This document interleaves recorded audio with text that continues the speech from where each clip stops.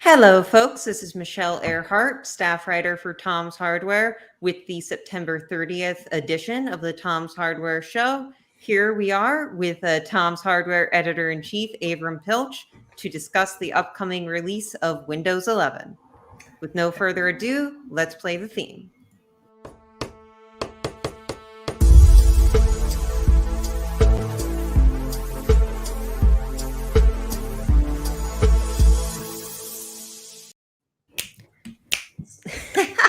Ooh, little musical today.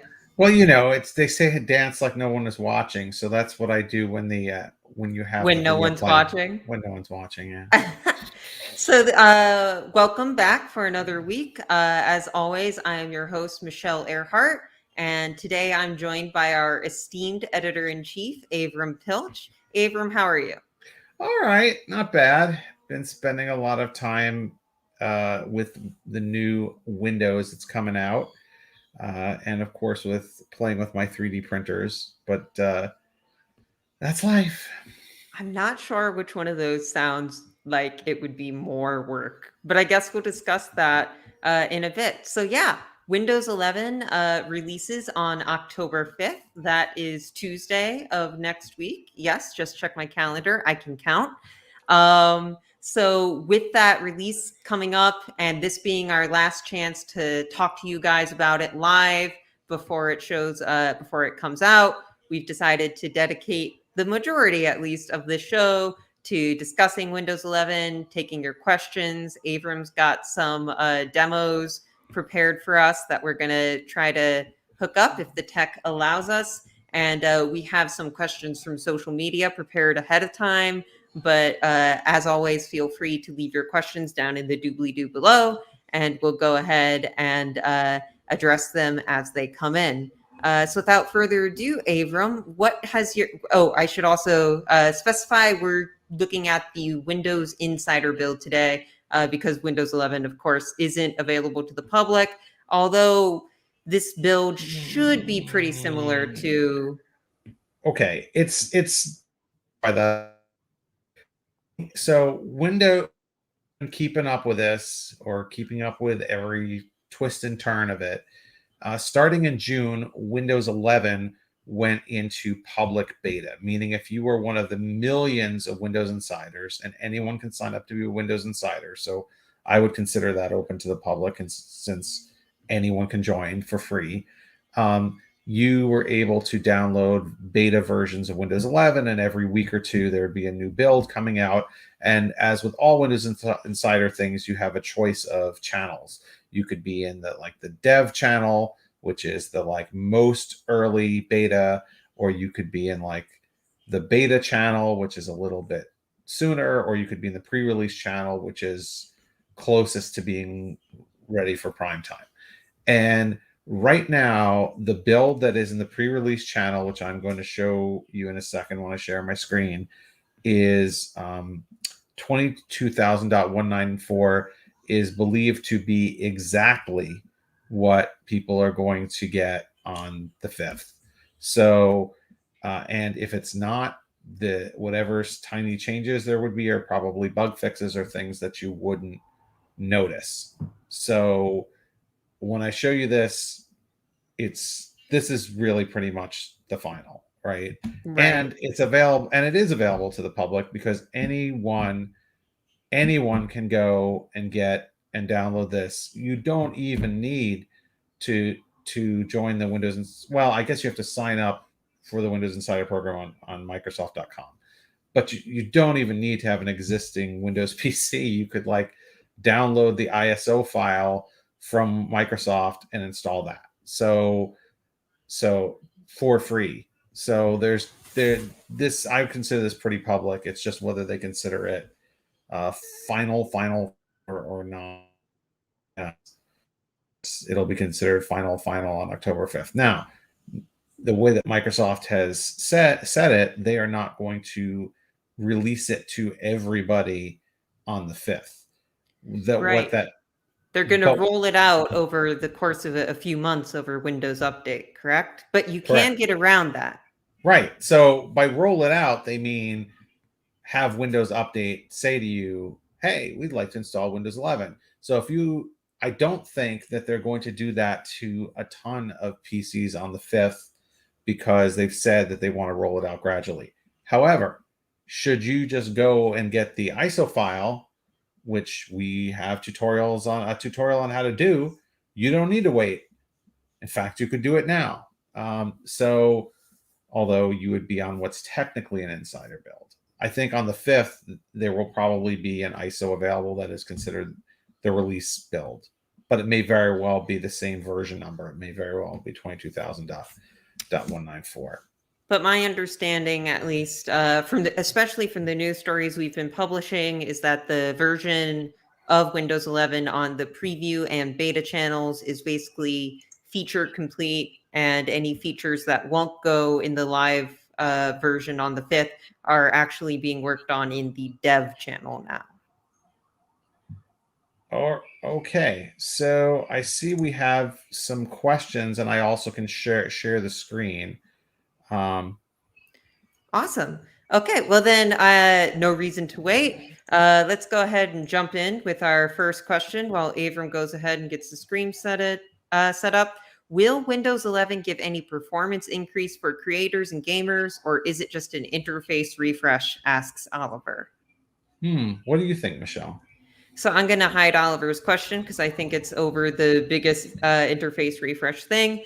To me, Windows 11 seems mostly like an interface refresh at the moment. It is promising to bring direct storage to Windows, which is the API on Xbox that tries to reduce the amount of CPU cycles that the SSD needs to have in order to load its assets. So it pulls directly or more directly from the SSD. However, they actually announced in July that that is not a Windows 11 exclusive, that will be coming to Windows 10 as well. So I suppose we'll have to wait and see how much of a performance increase it offers rather than simply a UI change. Yeah, so Paul is doing Deputy Managing Editor Paul Alcorn is doing some testing, and we expect to get some definitive numbers for this shortly. My experience, having used Windows 11 for several months, both in virtual machines on my desktop and as the main operating system on my laptop, is that it is not faster. It at best is the same, and at worst, I have noticed some sluggishness on my laptop, although it's hard to say. It seems to have gotten better in the last few builds, and it's hard to say whether there's other problems at bay with my laptop.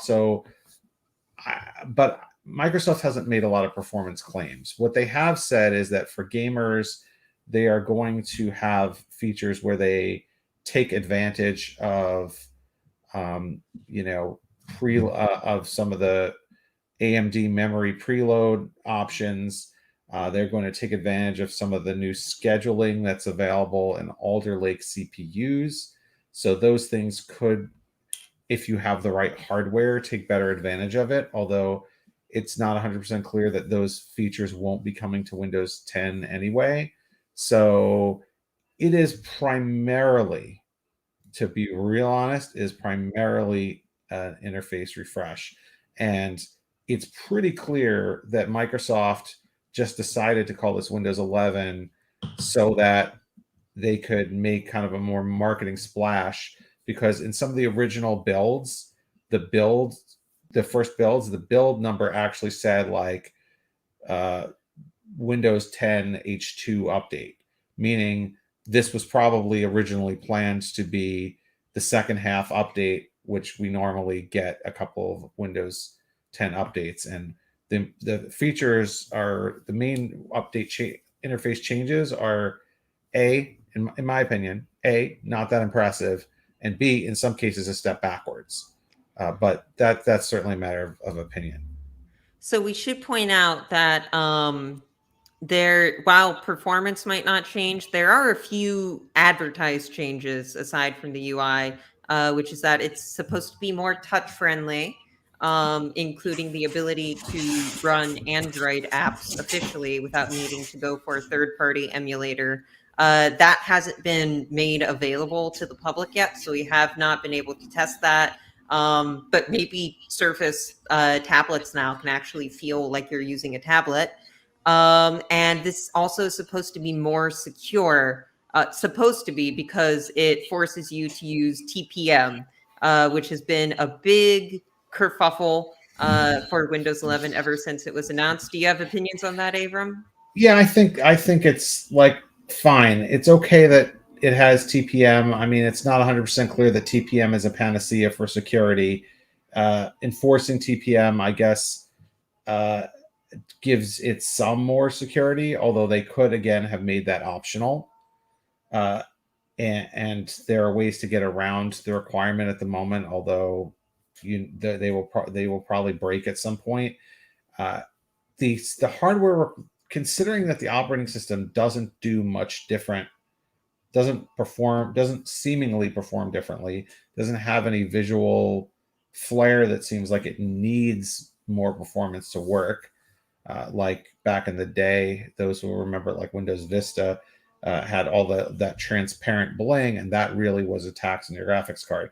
But here, the look and feel of the OS, if I go in and actually start touching some stuff in it, I don't see this as being so graphically intense that it requires more performance.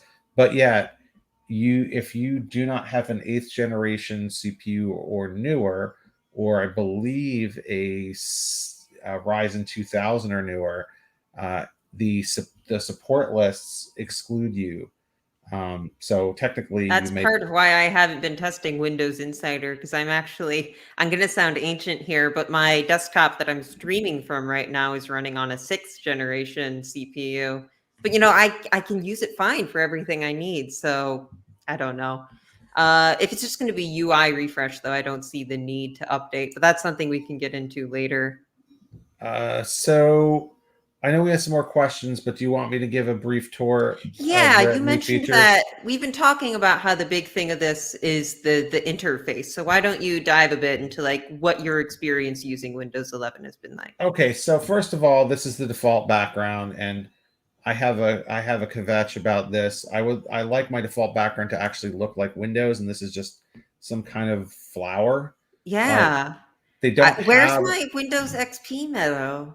Yeah, I mean that had a meadow, right? But previous Windows is like 10 had actually like the Windows logo being used in some way.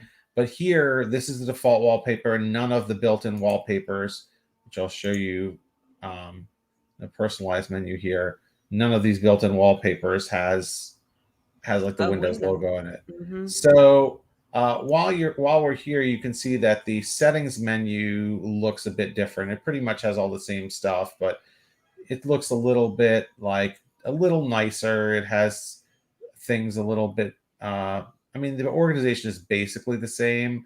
Things look a little bit tighter, and I think in some cases there are sub menus that you can go to that weren't sub menus before. It's not. It's not radical change, right? I mean, I guess it's noticeable change.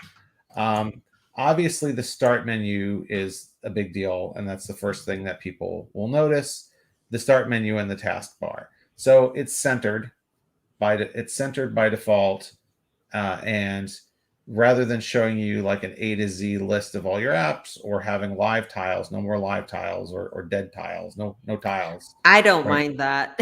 Yeah, I never liked the live tiles. I mean, they were looked cute, but they were really, I used to call them lie tiles because they weren't very truthful with you. Like, for example, the email one would show you your latest email, and then you would click on it, and I would expect to go to that email, but it'd just take you to the inbox There's so much because advertising in them too.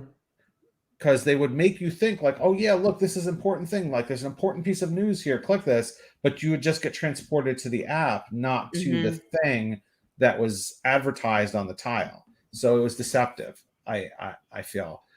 So the live tiles were lame, so just as good to get rid of them. But here you have like these things, you don't have, I guess you can scroll down. These are the ones that are pinned. And then if you want the A to Z list, you got to click this to go to another screen, and you can go to the A to Z list. To me, it feels like a lot of wasted space here. Like there's just a lot of white space here. I mean, the recommended list, I guess, will fill up once you use things more. I mean, this is kind of a fresh install that I did last night. But the thing that I really dislike is the search. So Windows search has become so important. And a lot of times when I'm going to launch an app, I'm just going to search for it, right? Yeah, I love Uh, Windows Search as it exists right now. So it is on the taskbar, but it's not a box that you can go to. You have to click this, or if you're in the start menu, you can do it. Um, but once you click in here, it just automatically opens this menu. It Hmm, has to be in this menu, right? So that's going over to clunky. control panel, right? I hate it when something sort of transports you to another place. Like I get it, it's not really going very far, and you can still get there by hitting like Window S. So it's not really more clicks, but it's just annoying. I really liked having it on right there on the Type taskbar, here and to search in the taskbar. yeah, and they don't do that There's anymore. no option for that. The other thing I noticed is that the all the icons in the taskbar are centered, and I know you can change that, but there's Yes, no option to put the search window on the taskbar. no, you cannot put the search box on there. But what you can do is you can go and I think it's under taskbar behaviors, and you can put it all on the left. Now, what you can't do, although there's a registry hack for this, is you can't move the taskbar to the left or top or right. There is a registry hack for it, which may or may not keep working.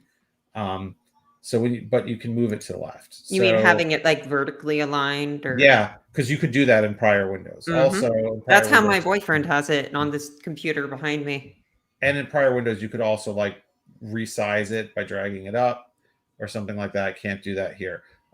So that's functionality that you've lost. The other thing that you can't do really is ungroup. So in previous Windows, what you could do is, let's say I had multiple Microsoft Edge Windows or something, right? You can see that this is a new install because it's giving me the making me go through all this to launch Edge the first time. But anyway, um, yes, I feel very welcome Wow, now. I love Edge Anyway, so if I complete the setup and confirm or whatever, on the edge of my uh, seat. you know, and I do that, right? The if I do all that, you can see it stays in one. Well, it's going to stay in one thing, and you cannot ungroup them. So and have multiple icons like you can on other windows.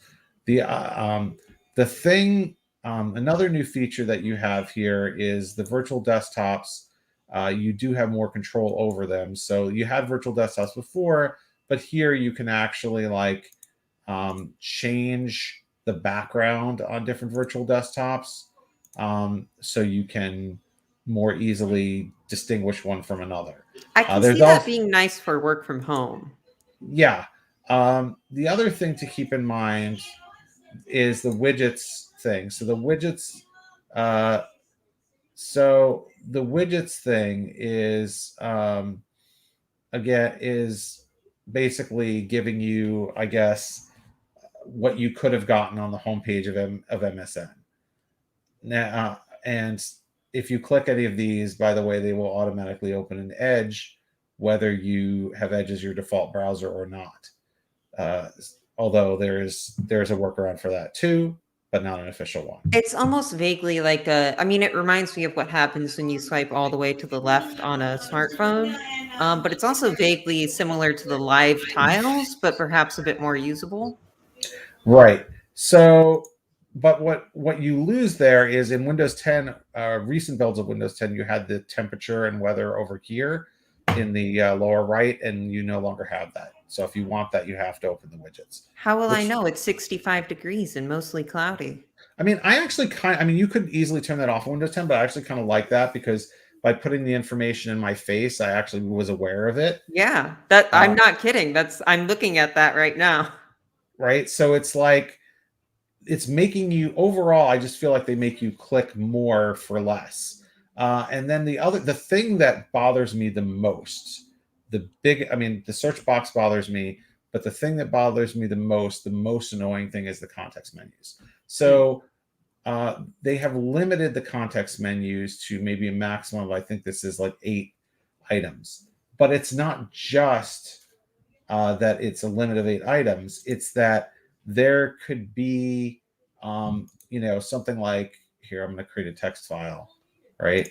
Um, right, and if you click it, first of all, okay. So good news is open. Is Notepad is on there, but on my other machine, on my other virtual machine, I installed my favorite app for opening text files, Notepad plus plus, and it wasn't on the list, even on the open with list, right? Oh, So, ouch. but it was when you do show more options, right? So when Oh, you there's the one I'm used to seeing. right, so if you do show more options, you get all the options, including the ones that it didn't think, the other apps that it didn't think about. That's the most obvious demonstration of more for less. I love it. I mean, I don't love it, but I love that you're able to show this. So I want to tell everybody that we have a how-to on Tom's Hardware about a registry hack that will bring back the Windows 10 context menu. Uh, God because bless. this is just, to me, this is the worst thing that they've done. In the name of like dumbing down the experience, oh, we don't want you. Your heart couldn't handle more than 7 options or something, or you'd overload, your mind would explode or something. We're going to limit you, and not necessarily the best 7 options either. So, um, so I find this to be extremely annoying, and of course, it makes you click an extra time. How much of this do you think is brought over from Windows 10X, the touch OS that they were making for a bit, and they just decided, I guess, to maybe fuse it with Mm, 11, which then yeah, gives us desktop people issues.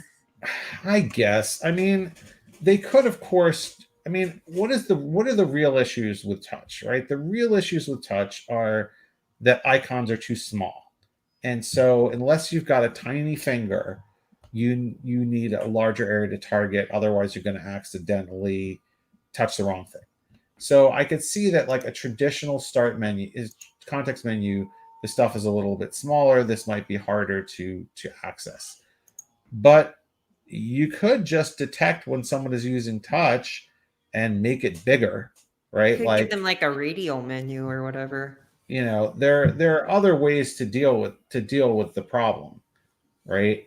I mean, I guess the start menu might be more touch friendly because by spacing things out more, it's less likely you'll tap the wrong one. I really wish I had an apple to bite into right now, because that's what I'm seeing when I look at this start menu. I The start menu is physically taller. It eats up more of your screen, covers up more of your work if you had other windows going here. So my advice to folks who have this operating system is use a third party tool like Start is Back, or OpenShell, which is free, and you can get. It won't exactly be the Windows 10 menu. It'll be more like the Windows 7 start menu, and it'll be more information dense. I The think. bothersome thing is that Start was back. Start wasn't there, then they brought it back, and now it's gone again. It's here, but it's so different, it might as well be a different thing. Why do you think they're not happy with the thing that works? So first of all, there's change for change's sake, right? You have to change the UI in order to make it look like something happened. There was progress. Second of all, Microsoft seems to have a Microsoft Windows now has become like Star Trek movies, right? Or at least the original TOS Star Trek movies. That every other one is good. So first you had, like, if you go back in the history of Windows, right? First you had, well, like Windows 1 and 2, nobody remembers even. I think it really became a thing for most people when Windows 3.1 came out in the early 90s. And that was well liked. And to be honest, Windows 95 was pretty well liked too. That was the Windows first one I had. Windows 98, uh, was a little bit more clunky, but I guess people liked it. Maybe, you know, then you got Windows Me, which was like Star Trek the motion picture. No, clunky, long, boring. Nobody wants to even remember it. Then you get then along comes Windows XP, and it's like the wrath of Khan. Everybody loves it. People are still using it. It did everything right. Then came along eventually Windows Vista, and that was like Star Trek 5 level of bad. And it was mainly bad because honestly it was slow, and maybe because it was just things weren't they redid the interface in a way that wasn't actually bad, but it just the performance the PCs at the time couldn't handle it. And then lo and behold, they come out with Windows 7, which is very similar to Vista, but it performs better and it has a fresh coat of paint. And everybody loved Windows 7. Wait, that's And an odd numbered one. That's good though. I think the Star Trek analogy is falling apart. yeah, I mean every other one I is what I'm trying to say. I know. I just And had it's to. not really clear that Windows 7 should really be version 7 because the version numbers are all messed up. Uh yes, Windows for Workgroups 3.11, so on points out. Oh yes, we could, and we're not even talking about the separate Windows NT track that was going on where there was Windows NT, NT4, Windows 2000, and then they merged them together. But that Microsoft Bob. Mike, oh yes, so right, so there's a little bit of Microsoft Bob DNA in what's going on here, because what happened is then you hit so Windows 7 was beloved, people liked it, and then Windows 8 came, and there was an impulse on the part of Microsoft, like, to get rid of the windows in Windows. We want to have instead of a start button and menu, there was a start screen. You click it and it would cover over all of your windows, all your stuff, and you just have these tiles. And the and people hated it. Um, I mean, theoretically, it wasn't that much different, right? It's that they just took the start menu away, and there was a start menu, but it covered over the whole thing, and that was frustrating, right? Very frustrating, and annoying, and people didn't like it. Finally, and they tried to get people to use apps that weren't really windowed. They'd sort of like split the screen, so people were annoyed, right? So then you get to Windows 10, which I guess they wanted to mark as being different enough to skip a number, right? Which Microsoft isn't among the only ones to do. And hey, you bring back the start menu, fantastic. People are happy because they got back the thing that they lost. Um, Now with Windows 11, they're sort of, hey, we really liked. It's almost like Microsoft saying we really liked having really low information density, which is what was bad about Windows 8. It's just you had a whole separate screen for your navigation instead of having a humble small menu. You had, the way that modern apps were structured. They had bigger fonts and more white space. So for people who are really into productivity like me, like, no, jam in all my icons in one place, make me click fewer times, have don't let the navigation get in the way of my work. Like Mhm. like make it easy for me to do stuff with fewer clicks, with fewer visual transitions. Like, yes, with the search thing, you could argue that it's the same number of clicks as it was in 10, right? You can click Window S and start searching, but there's something about like having a separate little thing pop up as opposed to having it down here that feels disruptive. It triggers my, you know it triggers some ADD in me or whatever. Like it makes me distracted. So it's distracting. So anyway, so those are the primary differences. Also, we have here Microsoft Teams chat has been put onto the taskbar. Other than that, and I think one difference that is really actually a welcome difference that's kind of nice is here where you have this like these Right. different snap options when you hover over the maximize window, and it will actually help you, right?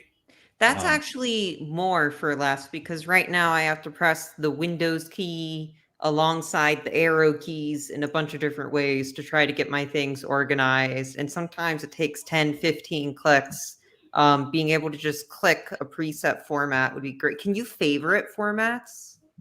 No, Oh, no, but almost. and this handles disconnecting and reconnecting from monitors better. So if you have a laptop and you've docked, the stuff that's on the docked screen will minimize when you unplug, so that it won't just end up like mucking up your window layout on the laptop screen. So little things like that are definitely improvements.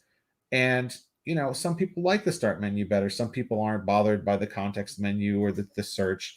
And for them, this is fine. Some Overall, people, oh, sorry. yeah, Some people like Windows Vista, like this strange person named Paul Alcorn. Windows Vista was okay if it worked well. Paul And Alcorn's a staff member here, guys. yes, Don't worry.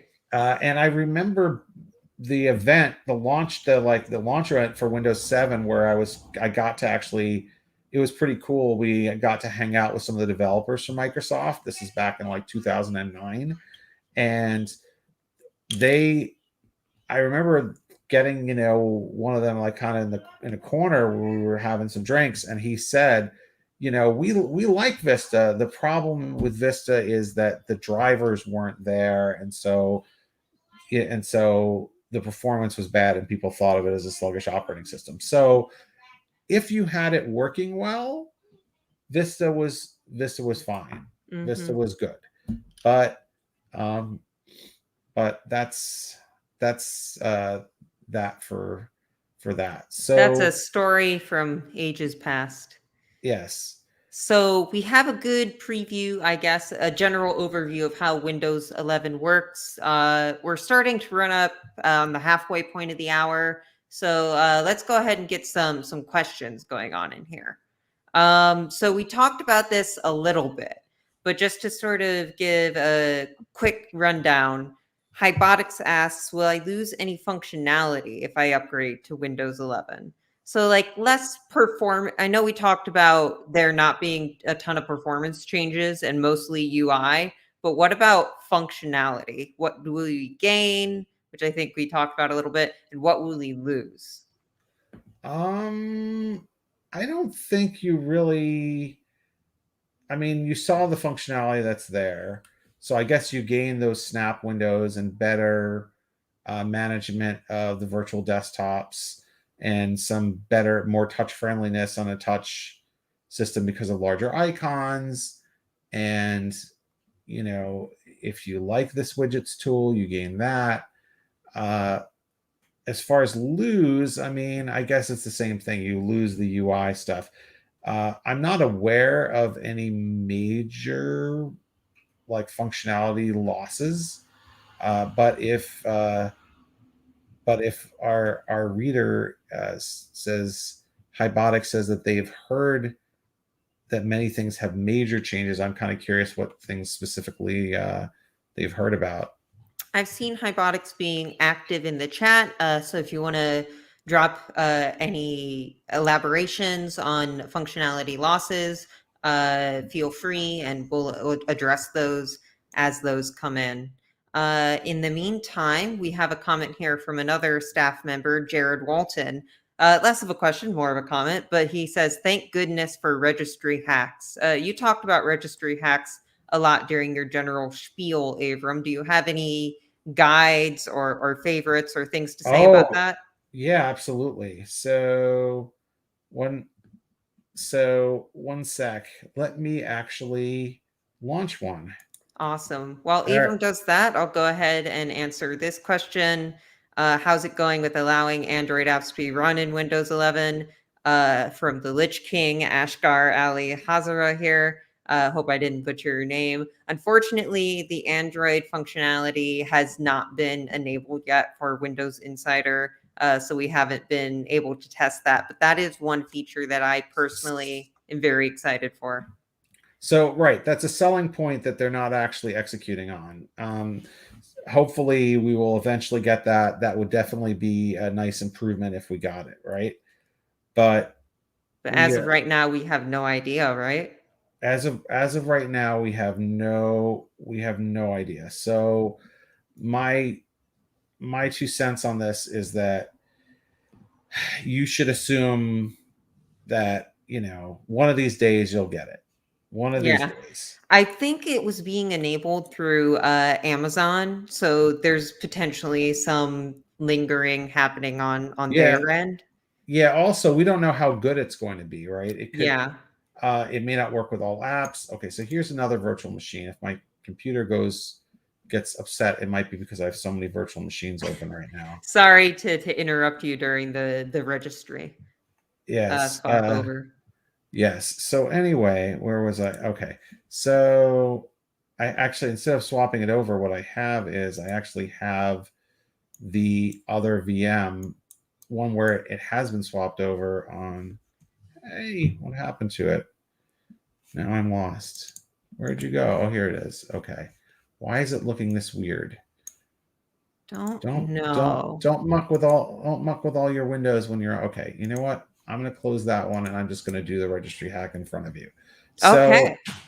So one of them that I really like is the context menus. So if you Oh, Avram, it seems like you're muted. Okay, so what you want to do, so as I've shown you, the thing that I really dislike here is the context menus. That's my least favorite thing in Windows. If you go and you go to regedit, which is for editing your registry, of course, you're going to always be asked, yes, is that okay? Then you want to go to this registry key, which is H key, current user, software, classes, CLS ID. Then you want to create another key under it, which just read the article because I can't even say this. Which has this weird string of numbers. Okay. Under that, you're going to create yet another key folder called inprox server 32, right? So another new key, inprox server 32. Now in here, there's a value that says value not set. What is really weird is you open this, you leave this blank, and now the data is blank, not value not set. Gonna close this, gonna reboot. So That rebooting. makes sense to me. I don't like it, but it does make sense to me. So once I've rebooted, you're gonna see that the context menu has changed, or at least it should. It did yesterday. So that will allow you to get back the good context menu. Why does that happen from just changing it from value not set to blank? I'm going to give the credit here to the people who run WinArrow who figured this out. Yeah, I don't know how you discover this. Wait, now it's not working. So I Oh guess no. it was working on the other one. Did I not do something correctly? It is possible, but that is what that is supposed to address that problem. Well, folks, So this is a live show, and hacking is always sort of an A/B thing. yes, I mean it is odd. Okay, software classes, CLS ID. Okay, who knows? But we Well, are publishing an article on this, correct? we have published an article on it. It is Wonderful, on the even site. better. It's on the site, and I pasted the keys from there, so it ought to work. We will figure it out. But anyway, needless to say, that is one registry hack that we have. There are other registry hacks for doing things like replacing this taskbar with the old-fashioned taskbar. Now that is one I bet will break at some point, but you can. That also brings the context menus back, but it makes the taskbar look more like Windows 10, and therefore it will allow you to do things like ungroup the icons or change the taskbar size or move the taskbar. Do you get the search bar in the taskbar with that? Yes, but it doesn't work. Okay. If you want to use a search bar, if you use Start is Back or Open Shell or Start 11, any of those three, they have a search box within their replacement start menus, and that is something that would get the job done. Gotcha. I'm going to quickly bring up a question just because it's related to what you were talking about. Will resizing of the taskbar / icons come? That's something that you can't resize now, you said, right?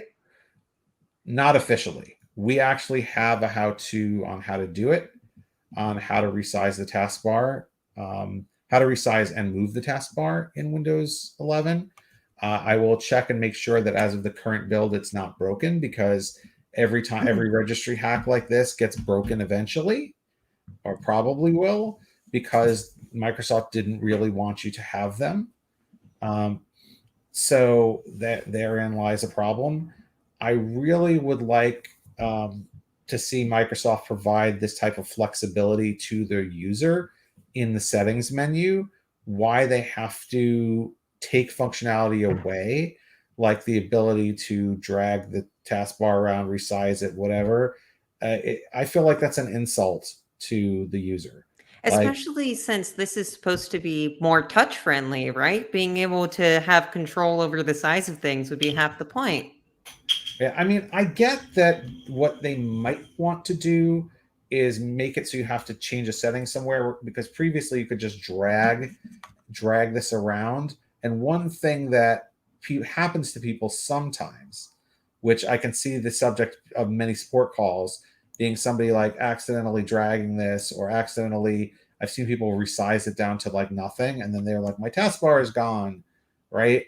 And then, I'm sure that there are people in IT support who are like, oh man, I just had to go drag the boss's taskbar back, and what a waste. So like, I get that they're for people who are not very computer savvy, that these things, that resizing the taskbar or moving the taskbar can lead to support calls. It almost makes me wonder if OSs should come with like um casual, not casual, but like beginner mode and like expert mode or something that gives you multiple options of control.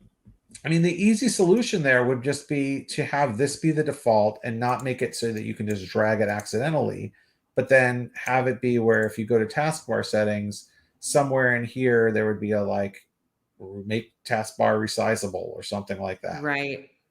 Because Um, you're not looking in that if you're the type of person. All right, you're probably not if you're also the type of person who's going to accidentally lose their taskbar. right. And that also makes the we have our friend Hybotics again. That makes the OS less accessible. Some people need larger images. That's why you can resize Oh, you can icons. actually make it bigger, I think. Okay. So I believe somewhere here there's a make bigger. Is it there? I know that there's a way to actually make it bigger or smaller. Oh, That I may should also be a mention registry that says hack. hmm? Yeah. Sorry. That says corner icons, completely different thing, but it did remind me that Windows 11 has rounded corners on everything now. Yes. Oh, another great achievement. I mean, like, is this really like the reason to Worth a make it new a new OS. OS? Like, okay, Mhm. great. The corners are rounded. Um, I'm not sure, but somewhere there is a way of making these a little bit bigger or a little bit smaller. Um, this this reminds me that I should actually. I think we may have a tutorial on this, but if we do not, I absolutely will create one in the next couple of days, because Awesome. that is a good idea to make sure that we make it easy for people to know how they can do it. That may also be a registry hack, but I thought it was in the menu. It's really unfortunate that you have to have all these tutorials in the first place anyway, just to sort of fix the OS on launch to do things that 10 already does. Wait a second there. Okay. It is unfortunate for some people, but it's very fortunate for us because we love here at Tom's Hardware, we love bugs. We love things that don't work. If everything worked easily and did exactly what you want, you wouldn't need to read our website. You could just assume that, like, if Intel says it's the fastest CPU, that it is. If if everything is to your liking. I mean, the challenge. One of the fun things about computers is dealing with computers is the challenge. Now, some things are more challenging than they should be. That's for sure. And these are definitely things that are more challenging than they should be, because Microsoft should build in the flexibility into the OS. But you know what? They also present an opportunity for folks to learn and teach. So I guess that's the good side of it. Okay. I guess without fires, firefighters would be out of a job. I don't know if everything needs to be a 5 alarm fire. But we are running up on time a little bit. But I do have some questions that I still want to address. We have Oliver back again with a sort of future looking question. When do you think PC/laptops will come with Windows 11 out of the box? I'm assuming right on the 5th we'll get some, but maybe not all of them because Windows 11 has some strict requirements. I think basically everything that's coming out of the factory right now will have Windows 11 on it. Now, depending on, obviously there's supply chain issues with just hardware, not with the software. And there were things that have been manufactured months ago that are sitting on the shelf and no one's taking them out of the box and up. No, there's not a team of people at Best Buy taking the laptops out of the box and upgrading them to Windows 11 and putting them back in. Uh, so I think you're going to start to see in October, uh, like right away, stuff coming with it on it. But whether the preponderance of all of the computers that you see on the shelf at a retail store are running Windows 11, that might take a month or two. And if you order a new laptop online from Lenovo or Dell or HP or Amazon or Newegg, it probably will still come with Windows 10 for a little while, but you can easily upgrade it if you want to. That's true. That reminds me of this, or that brings me to this next question from Hybotics. That says they'll buy a full copy of the new version and do a fresh installation. From my understanding, this is not a thing that you will need to buy, correct? You can just have it. Yes. So we have a story that's been very popular for us, how to get Windows 10 for free or cheap. And here's how, and Windows 11 will work the same way.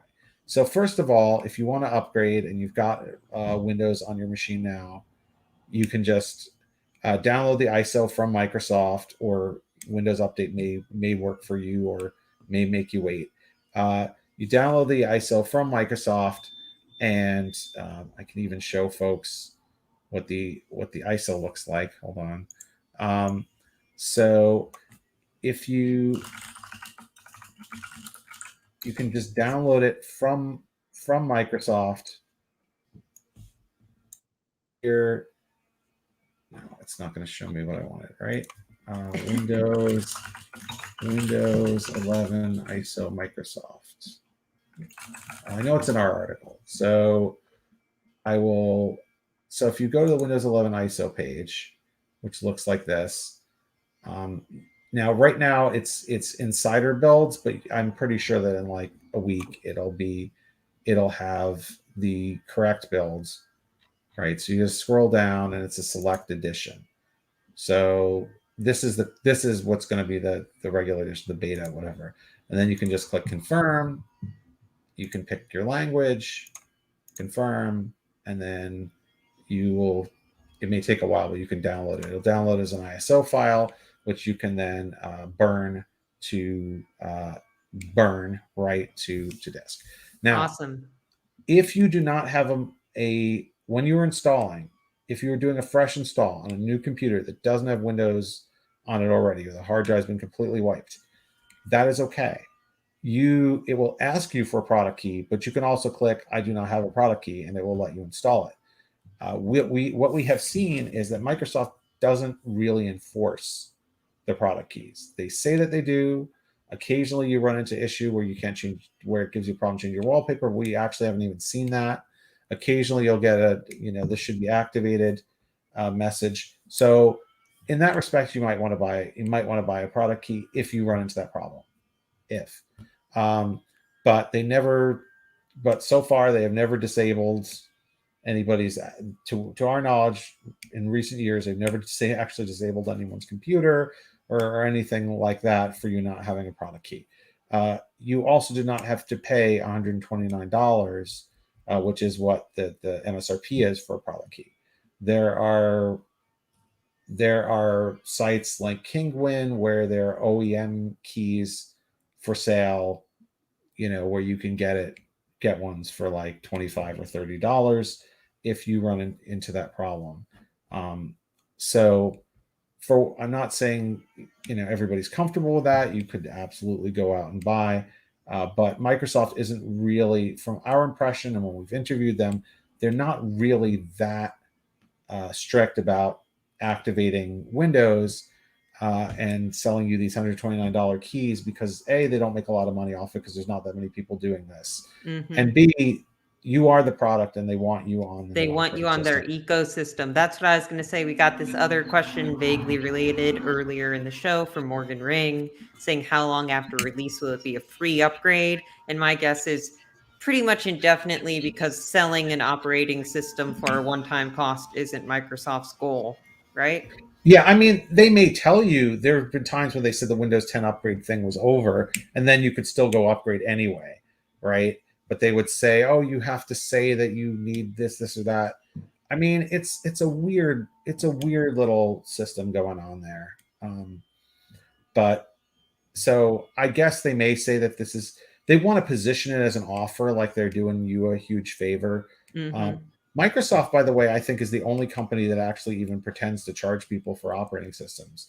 I mean, Linux is all free. Yeah. I mean, Mac OS comes with your Mac. So I don't know.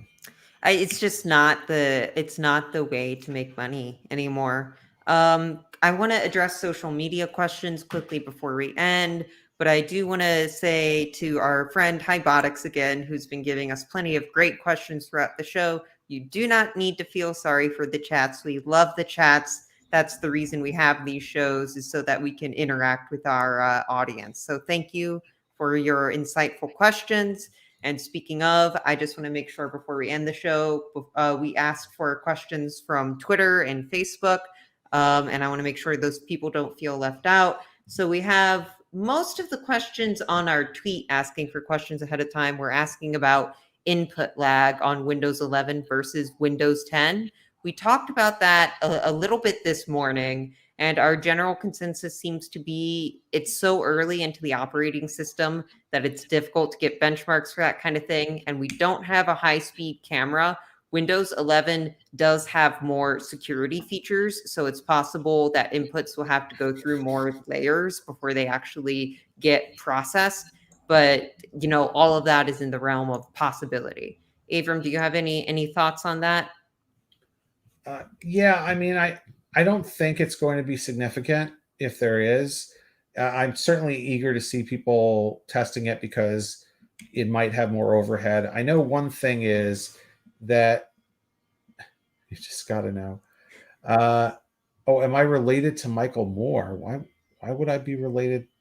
What is he talking Because about? you're so informative, Avram. Okay. No, I have no relatives named Moore. Maybe Roger Moore. I'm related to Roger. I wish that'd be cool. Anyway, I think the answer is we don't really know. We don't really know about performance differences, but we do know that a lot of overclockers still like Windows 7 because they think that it has less overhead than 10. So my guess is that people will like people who are into performance tuning will probably be late to upgrade, because this just doesn't really have anything special for them. Right. And it's still sort of not a completely known factor. If we go over to Facebook, it seems like we've addressed most of their questions, worrying about motherboard compatibility. Of course, I don't know if it's motherboards so much as CPUs you need to worry about. And yeah, just if you have a Ryzen 4000 or lower CPU or an Intel CPU that's below 8th gen, you're not officially supported by Windows 11. Can remind me again, can you get around that, Avram? Yes. So I believe that I haven't per se tried it with a 7th gen processor, but there is we have a story up about how to, if it's not up now, I think it's going up shortly, about how to bypass the TPM, which will also bypass probably also bypass the CPU requirements. Whether you'll still be able to get ongoing updates, that is an interesting question. Microsoft has implied that you will not, but who knows? Because this system turns off the checking. So there's a tool called the source tool GitHub, and it is called Universal Media Creation Tool Wrapper. Wow. And what it does is it actually uses the regular media creation tool from Windows, but it sends some information to it. Gotcha. So, in fact, there you go. It is live. So, so if you, I'll put this in the chat. So I spent a good chunk of my day playing with this yesterday, and a good chunk of my evening playing with this. So I can tell you that it works. And I've installed it on a couple of different virtual machines, which are, much less powerful than the main machine and don't have TPM.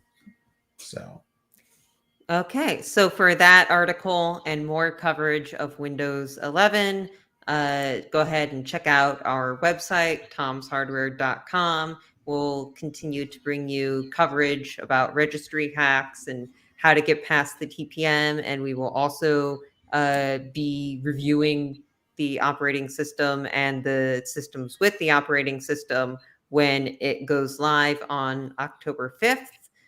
So thank you so much for joining us, everyone. Remember, you can download this show as a podcast as well. And we will see you next week, next Thursday, for more of the Tom's Hardware Show. Avram, any last words? yeah, I mean, I think carefully about whether or not you want to upgrade. There's no rush to upgrade. As we've shown, the features aren't that exciting. Well, Ricky wants to know about enabling a PTT key. How honestly, how can I find this key? Should I store it somewhere? Um, well, I think if you enable TPM, which I think is enabling PTT enables TPM, then I think you're good as far as storing a key. I'm not really sure where you get it or why you would store it. So I think this is a good question, but you've run into the limit of my knowledge on this topic. Your question is not to Ricky. No, it's too advanced. That's it's the too problem. advanced. It also just we were trying to give a general overview of Windows 11. You might have to go to tech support for this one, but we appreciate you coming to us, and hopefully we'll be able to have more information once Windows 11 goes live. But with the insider build, this is just a thing that's a little difficult for us to address right now. Right. Okay. So anyway, there's no rush to install Windows 11. Windows 10 support will remain for a long time, and barring the Android feature that everyone is interested in, which isn't there right now, in my opinion, there's not an extremely compelling reason to upgrade. I think I'm generally on that vibe as well. Maybe my mind will change once I actually get a hand on the operating system. And maybe I'll be able to discuss that on next week's Tom's Hardware Show. But for now, I bid you adieu, and I'm going to try to play an ending clip, which is my first time doing this. Bye, everyone.